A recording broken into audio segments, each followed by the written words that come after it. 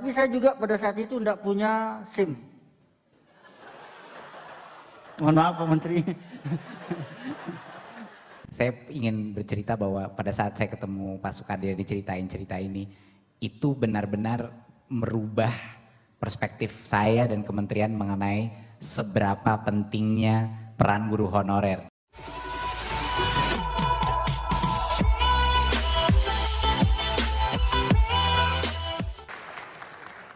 Apa kabar Bapak Ibu Guru? Hari ini kita bakal diskusi sama 3 teman saya. Di sini ada Pak Sukardi dari Lombok Tengah, ya,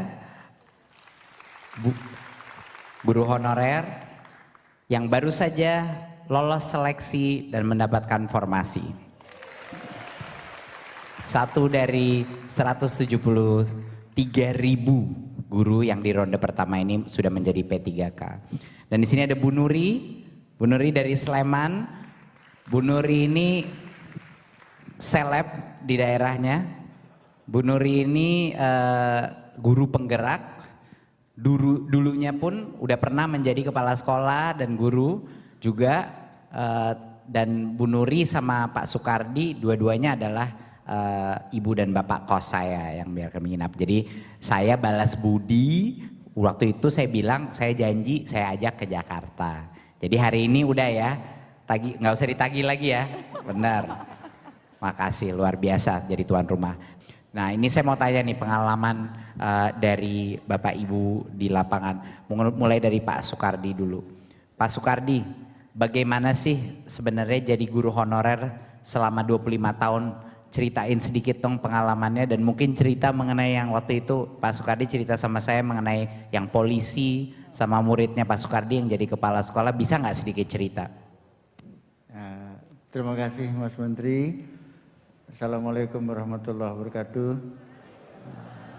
Selamat siang teman-teman, rekan-rekan guru, baik yang ada di sini atau maupun yang ada yang lagi nonton di luar sana. Jadi terima kasih Mas Menteri sudah berkenan mampir di tempat saya ya. Jadi alhamdulillah saya dibuat jadi bapak kos sama Bapak Menteri, sama Mas Menteri. Jadi saya tersanjung sedikit karena saya jadi bapak kos seorang menteri. Terima kasih tepuk tangannya. Nah, jadi nama saya Sukardi Malik, alamat saya dari Lombok, NTB, Lombok Tengah, dekat sirkuit, sirkuit Mandalika. Ya lumayan dekat, bukan lumayan jauh, lumayan dekat tempat saya dengan sirkuit Mandalika. Saya jadi guru honorer sejak tahun 1996. Jadi selama itu tidak terasa begitu Mas Menteri datang ke rumah, baru saya ingat kalau saya itu ternyata sudah 25 tahun saya jadi guru honorer. Tidak terasa memang. Ya lumayan lah. Jadi guru honorer selama 25 tahun sudah banyak menjadikan murid-murid saya jadi seorang yang berhasil, sukses. Saya mengantarkan mereka menjadi orang-orang sukses. Jadi banyak yang sudah jadi polisi, jadi kepala sekolah, jadi pejabat di tempat saya juga ada. Ya, tapi yang paling berkesan di saat ada salah seorang dari murid saya itu jadi seorang polisi. Jadi suatu saat saya pernah naik kendaraan ke kota kabupaten dengan helm yang agak rusak, agak bolong-bolong. Jadi saya ditegur sama seorang polisi, dia tidak tandai saya dan saya juga tidak tanda dia. Gitu. Helm saya bolong, ditegur, tolong Pak helmnya tidak usah dipakai helm yang rusak karena tidak standar katanya. Begitu saya buka helm baru dia tandai saya, oh Bapak ya, udah bilang. Nah gitu, dia seorang polisi. Terus dia juga ini saya lupa anak murid bapak, dia bilang pada saat itu. Lalu baru dia sebut namanya, baru saya tanda kalau dia memang murid saya dulu tahun 97. Ya, itu murid saya tahun 97, pada saat itu dia tamat. Dan saya dibawa ke pedagang helm, dibonceng sama polisi tersebut. Bapak harus ganti helm katanya. Oh ya, tapi helmnya orang saya pakai, saya pinjam helm. Terus saya bilang, tapi tetap dia ngotot untuk ganti helm saya, Pak Menteri. Jadi, tapi saya juga pada saat itu tidak punya SIM. Mohon maaf Pak Menteri.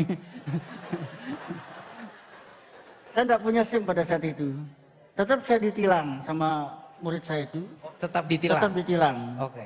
Tapi helm saya digantikan, dibelikan helm di tempat jual helm, kebetulan dekat, di sekitar 20 meteran dari tempat itu ada jual helm. Digantikan helm saya, motor disuruh bawa, tapi STNK motor pada saat itu diambil, ditilang. Saya ingat pada saat itu hari Kamis. Bapak harus datang pertanggungjawabkan perbuatan Bapak yang melanggar aturan. Itu dia bilang Pak pada saat itu. Datang nanti hari Sabtu. Oh siap, saya bilang. Saya cuma manggut-manggut saja karena dia. Jadi begitu waktunya datang pada hari Sabtu itu, saya datang ke Polres Lombok Tengah.